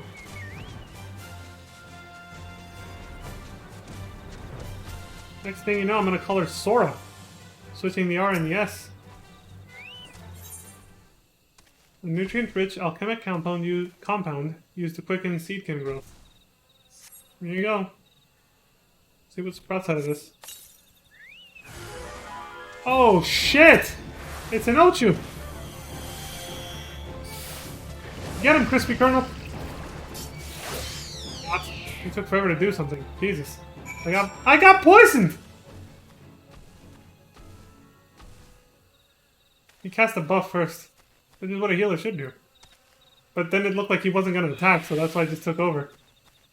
I was hoping to leave that one to him, but... well... oh, I got an idea. I can still demonstrate it. Get him, Crispy Colonel. You've got this. Let's see what he does. Buffs himself first. Do I have to target someone? I think I do. Then I'm gonna auto-attack them and then they're gonna die. Oh well. Oh, alright, whatever. I guess he'll only start attacking once you start. Otherwise he just sits there freaking out. Well, then I'll have to demonstrate it once we get to Endwalker, because everything else is just gonna get one-shot before he can even do anything. But if you're curious, he pretty much just pecks at him. I know that's more of a shell clapping sound when you land on a turtle in Super Mario, but whatever. He's on this side now. Ah, you're back! Was my wife able to direct you to a suitable offering? Well, yeah. Sort of. Milkroot! But of course, those sylphs cough. Quaff or cough? Those sylphs cough at that cloudy stuff as quick as I do a flagon of mead. The effect's just about the same as well. See? He's comparing it to getting drunk. So maybe they're not getting stoned, they're getting drunk, but instead of alcohol, they drink this stuff. Either way, they're getting a head changed. They're getting fucked up. we're offering them fucking drugs, basically. I mean, if people are going to consider marijuana a drug, you might as well say the same about alcohol. Neither one is, but, you know. Any road, a gift of Milkroot will have the sylphs calling you friend and brother the moment they lay eyes on it. Yep, it's pretty much like alcohol then, or weed. It brings people together. Now let me wrap that up for you. I'm starting to feel a bit woozy. Just from inhaling it? What is this, moonshine? First contact. We'll be wrapping up soon. About 10 minutes. I've taken the liberty of wrapping your Milkroot well and good. This should keep it nice and fresh, not to mention spare you from the god's awful stench. The sylphs love the stuff, but me, I'd rather bury my nose in chocobo dung. Jesus. I dare say the reek even rivals the breath of the mortal that put an end to my adventuring days. Oh shit, that's why you're fucked up and can't remember shit. You got hit by that bad breath attack? Oof. You have my pity. No one likes to get hit by that shit. All the status effects, all the status debuffs in the fucking game. God, those guys are... they can be instant game overs in previous Final Fantasy games. It's so overpowered. But I can tell you that story another time. You have more important matters to attend to today, yes? The sylphs are an eccentric bunch, but I've shared their company enough to know they're kind at heart. I'll not shun one whose intentions are true. May your parley be a fruitful one, friend. And do stop by on your return. There's a flagon of full flower mead with your name on it if you'd regale me with your adventuring tales. Sure, even though you probably won't remember them, but sure. Ah, and before I forget, don't go traipsing off just yet. Ameline here would have a word with you. Travel in safety, friend, and do pass along my regards to the winged ones.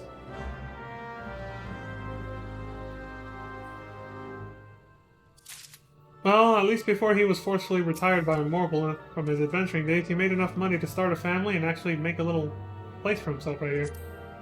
And he has his own Aetheryte too. The Hawthorne Hut. Pretty cool.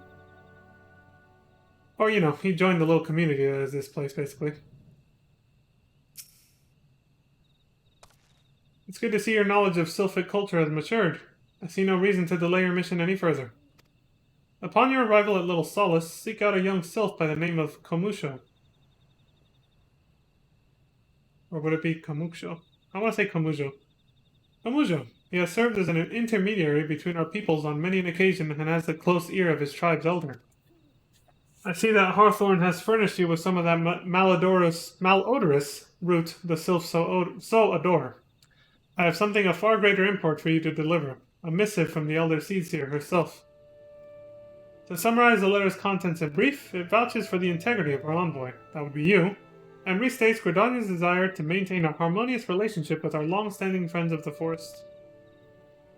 The war with the Ixal has taken a toll on our resources. We can ill afford to get mired in another conflict. I need not impress upon you any further the importance of this mission. May the 12 see you in return with good tidings. Got it, dude.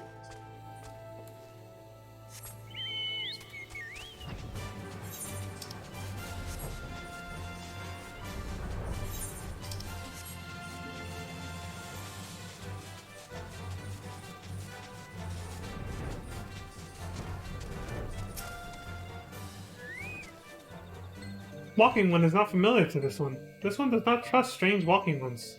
Strange dancing ones might be a different story, but this one expects no such thing. Walking one should go home and leave this one be.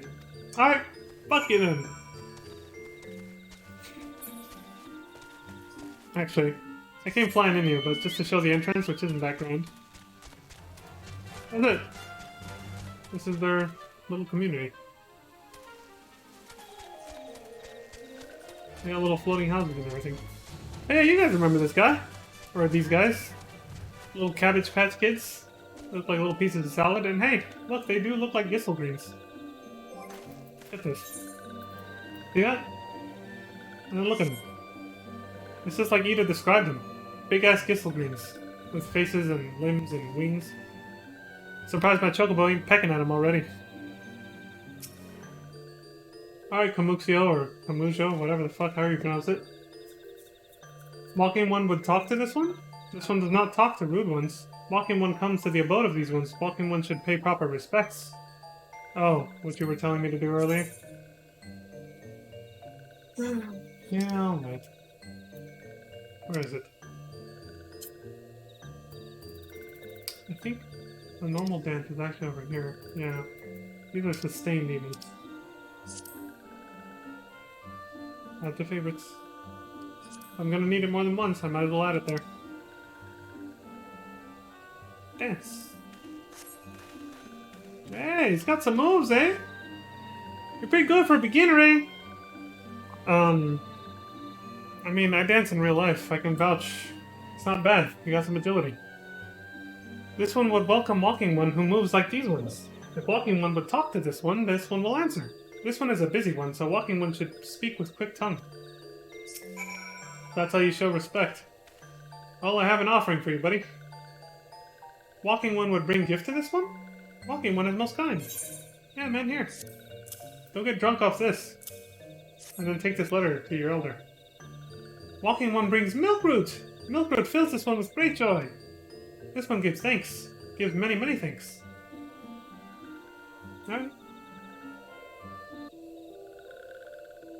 Walking One carries message for Elder One?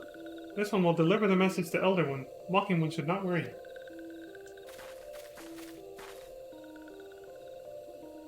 Hello there! We're envoys from Gridania. We're here to treat with your people. Hey, we come to pay our respects to your elder, and to learn from him more of your Lord Ramu. Who are these ones? These Walking Ones come from Gridania? Walking one became a dancing one and brought milk room, but walking one tricks this one. This one does not like tricks. This one will speak no more. Elder one is busy. Walking one should go home. Shit, you guys blew it. What the fuck? I was just earning their friendship and respect. Go home, you say? But the Sylphs of Little Solace have always welcomed Gridanian envoys with open wings. The letter carried by Leon here is an oath of peace penned by the Elder Seer herself. Still you would refuse us? This one's reasons are no business of Walking One's. Elder One has no words for Gridania. Walking Ones waste everyone's time. Well, I never. Turned away at the gates! Whatever did we do to deserve such a rude welcome? Was Leon's jig insufficiently jiggy? I'm as baffled as you, but something tells me recent events have our erstwhile fluttery friends feeling uncommonly wary. It would seem we've no choice but to ask around and see how we might earn their trust. Okay, I guess so.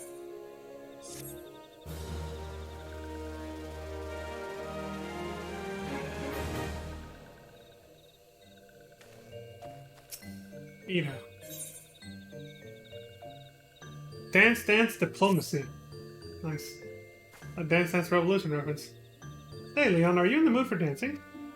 That's right, dancing! You went through all that trouble to learn the Sylph's traditional greeting, but you greeted hardly anything.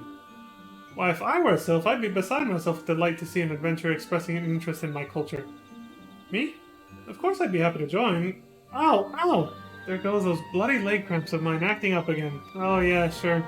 Nice excuse, Ida. You know, I expected that from Papalima or something, but you? Fucked up. By virtue of the crystal trade, the Sylphs have maintained friendly terms with most every race in Eorzea. Alas, the appearance of Ramu has been a storm cloud over relations. If peace is to be secured, we must reopen a dialogue with the Sylphs before they have the chance to summon their god again. No need to overthink things. So long as your heart is in it, the Sylphs will understand you. Okay.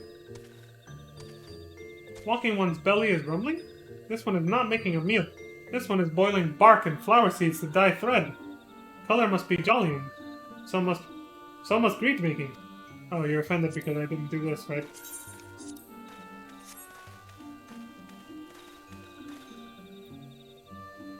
Ooh, Walking One knows Jolly Dance! Jolly Dance fills this one with good cheer. Let these two be friends. Amixia.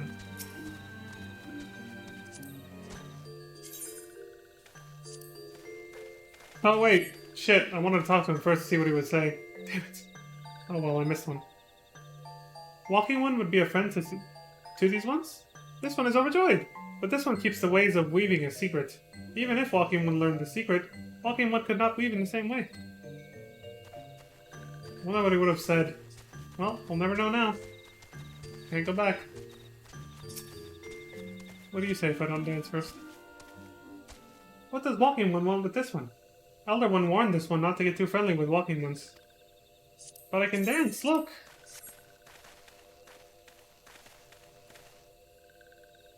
Ah, Walking One is a friend to these ones! Friendly like gracious Elder One of Forest City. Knows how to dance into these ones' hearts. That's it, right on time too, because that's it. We're at the 6-hour mark for the stream.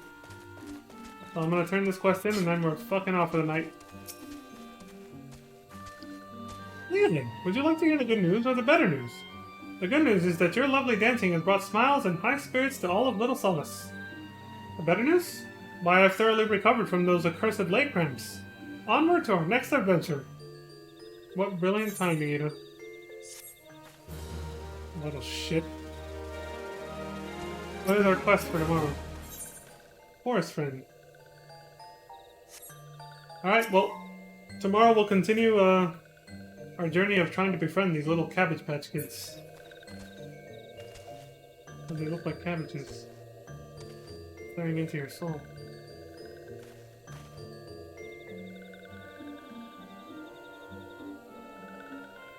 But they're cute! Anyway, yeah, let's go home and go to bed, eh? Woo! What a doozy! Today was a long one. Well, actually, I've been consistently streaming about 8 hours a day now. 2 in the morning, 6 in the afternoon / evening. I'm keeping a good pace, I like it.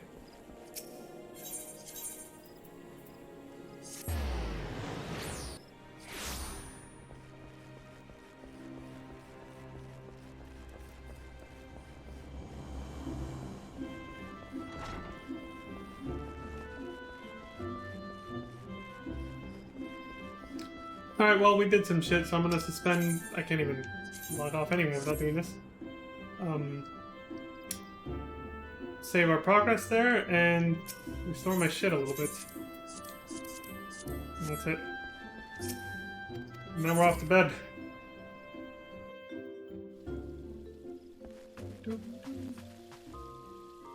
I usually log off, but I think I want to make the outro music this time be this little bedtime music, you know?